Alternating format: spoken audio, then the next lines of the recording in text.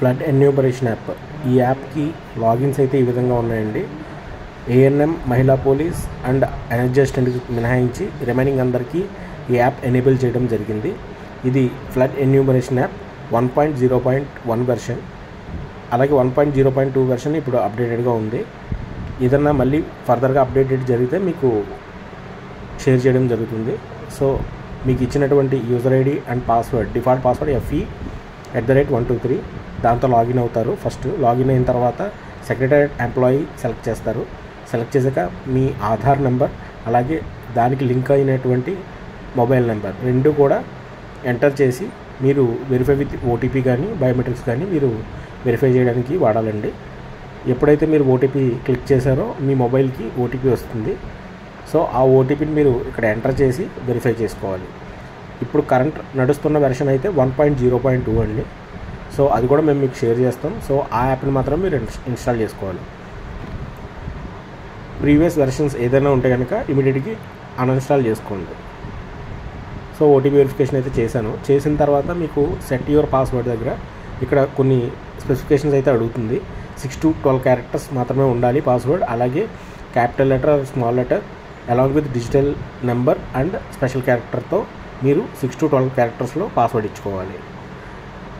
So once మీరు submit చేసిన తర్వాత పాస్వర్డ్ అనేది చేంజ్ అవుతుంది. సో చేంజ్ అయిన పాస్వర్డ్తో ఒక్కసారి మళ్ళీ మీరు లాగిన్ అయ్యి ఒకసారి వెరిఫై చేసుకోండి. ఎప్పుడైతే మీరు వెరిఫై చేసుకున్నారో మీ ఎన్యూమరేషన్ ప్రాసెస్ అనేది స్టార్ట్ చేసుకోవచ్చు.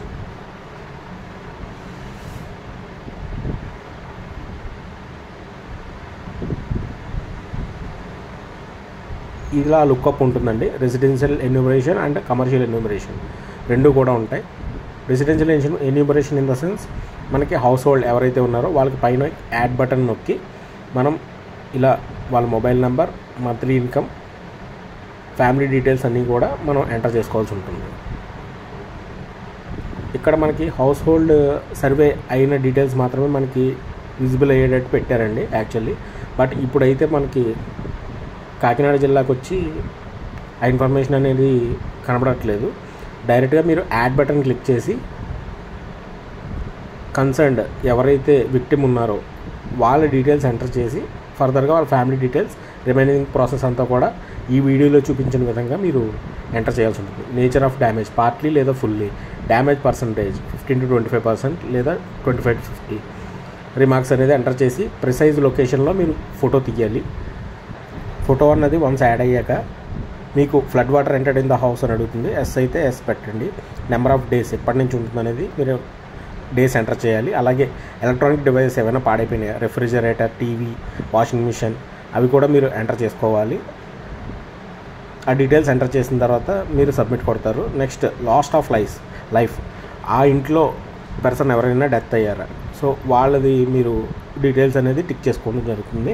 వాళ్ళ ప్రొఫెషన్ ఏంటి, ఏదైనా గవర్నమెంట్, ప్రైవేట్, సాలరీడ్ ఎంప్లాయ్, అట్లా మీకు అక్కడ చూపిస్తున్న స్పెసిఫికేషన్స్ అవి ఎంటర్ చేసుకుంటారు. నెక్స్ట్ గ్రీవియస్ ఇంజురీస్, అంటే ఎవరైనా ఇంజురీ అయ్యి ఉన్నారా ఆ ఫ్యామిలీలో, వాళ్ళకి సంబంధించిన డీటెయిల్స్ మీరు ఎంటర్ చేస్తారు. ఇక్కడ వాళ్ళు కనుక ఒకవేళ డిజేబిలిటీ అయితే ఆ డిజేబుల్డ్ సర్టిఫికేట్ అనేది మీరు అప్లోడ్ చేయాలి. ఇది మ్యాండేటరీ కాదు, బట్ ఉంటే అప్లోడ్ చేయండి. అలాగే next cattle shed if available yes అని కొడతారు, లేదా నాట్ అవైలబుల్ అని పెడతారు. అలాగే livestock, poultry, sheep, buffalo, cow ఏమైనా ఉంటే అవి కూడా ఎంటర్ చేస్తారు. ఎంటర్ చేసిన తర్వాత next artisan in the house, మీ చేతి వృత్తి కార్మికులు ఎవరైనా ఉంటే వాళ్ళ డీటెయిల్స్ ఎంటర్ చేసుకోవాలి.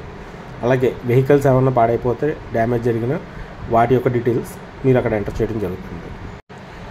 ఇక్కడ వెహికల్ కేటగిరీలో 2 వీలరా, 3 వీలరా, 6 వీలరా, 4 వీలరా అనేది మీరు సెలెక్ట్ చేసుకోవాలి.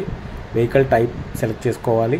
అలాగే వెహికల్ నెంబర్, మీ రిజిస్ట్రేషన్ ఏదైతే ఉందో వెహికల్ నెంబర్ అది ఎంటర్ చేస్తారు. ఎంటర్ చేశాక damage to the vehicle, yes అయితే ఏదైతే మీకు టైపు డ్యామేజ్ ఉందో ఆ మైనర్ డ్యామేజ్ని మీరు అక్కడ యాడ్ చేసుకోవాలి. యాడ్ చేసుకున్న తర్వాత వెహికల్ ఎంతవరకు మీకు రూపీస్లో ఎస్టిమేషన్ ఉంటుందో ఆ డ్యామేజ్ ఎస్టిమేషన్ మీరు అక్కడ ఎంటర్ చేయాలి. అలాగే వెహికల్ ఇన్సూరెన్స్ ఏదైతే ఉందో డీటెయిల్స్ అవి కూడా మీరు ఎంటర్ చేసుకోవాలి. ఎంటర్ చేసిన తర్వాత మీరు అవి సేవ్ అండ్ కంటిన్యూ కొట్టాలి.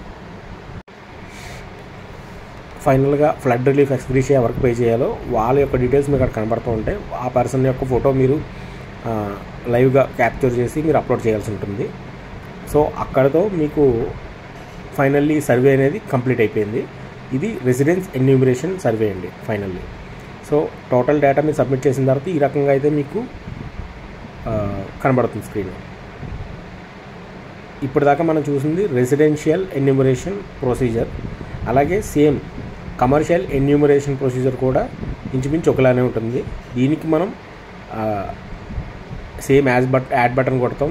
ఆ హౌస్ హోల్డ్ యొక్క ఎవరైతే ఆధార్ నెంబర్ ఉందో ఆధార్ నెంబర్ తీసుకొని ఓటీపీ ద్వారా మనం వెరిఫై చేసుకుంటాం. ఏదైనా ఓటీపీ సక్సెస్ అవ్వకపోతే మీ యొక్క ఎఫ్పిఎస్ డివైసెస్ ఉపయోగించి మీరు లాగిన్ అవ్వచ్చు.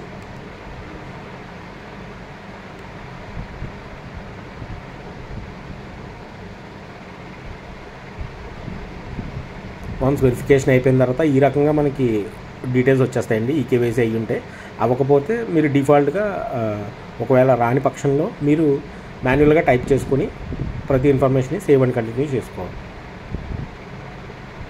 సో ఇక్కడ ఓన్ బిల్డింగా రెంటెడ్ బిల్డింగ్ అని అడుగుతుంది. కమర్షియల్ ఎక్కడైతే ఉందో అది.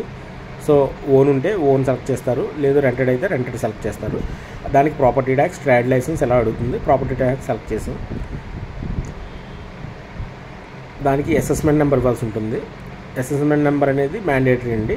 అక్కడ అసెస్మెంట్ నెంబర్ సెట్ చేసిన వెంటనే మీకు కింద డీటెయిల్స్ ఆటోమేటిక్లీ ఫెచ్ అయిపోతాయి. సో ఇట్లా ఫెచ్ అయ్యాయండి. ఈ ఫెచ్ అయిన డీటెయిల్స్ తర్వాత మీకు నేచర్ ఆఫ్ బిజినెస్ ఏంటనేది సెలెక్ట్ చేసుకోవాలి.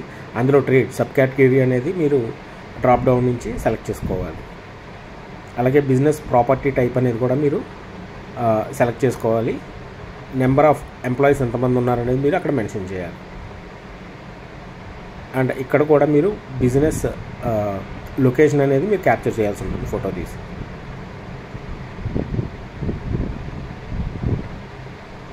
సో అలాగే nature of the damage, A type of damage జరిగింది, ఫుల్లీ, పార్షియల్లీ లేదా not damaged. In case damage జరిగితే ఎంత పర్సంటేజ్ అనేది మీరు అక్కడ ఎస్టిమేషన్ వేసి దాన్ని సెలెక్ట్ చేసుకోవాలి. ఫ్లడ్ వాటర్ ఎంటర్ అయిందా లేదా, ఎన్ని డేస్ నుంచి ఉంది అనేది మీరు అక్కడ మెన్షన్ చేయాల్సి ఉంటుంది. సేమ్ అలానే damage status to the business, డ్యామేజ్డా నాట్ డ్యామేజ్డా అనేది మీరు అక్కడ మెన్షన్ చేసుకోవాలి. లాస్ ఆఫ్ ఎక్విప్మెంట్ ఏదైనా ఉన్నా, రా మెటీరియల్ ఉన్నా, ఫర్నిచర్ ఉన్నా, రూపీస్లో ఎంత అవుతుందో క్యాలిక్యులేట్ చేస్తే మీకు ఆటోమేటికలీ టోటల్ అనేది అక్కడ మీకు కనబడుతుంది. ఆ తర్వాత మీరు మళ్ళీ ఫోటో అనేది అప్లోడ్ చేయాలి ఏదైతే డ్యామేజ్ జరిగిందో వాటిని. So business insured or not, insure అయితే ఇన్సూరెన్స్ కంపెనీ నేమ్ సెలెక్ట్ చేసి ఫర్దర్గా మీరు ఫైనల్ సబ్మిషన్ అనేది చేయడం జరుగుతుంది. ఇది కమర్షియల్ ఎన్యూమరేషన్ యాప్ గురించి అండి. Thank you.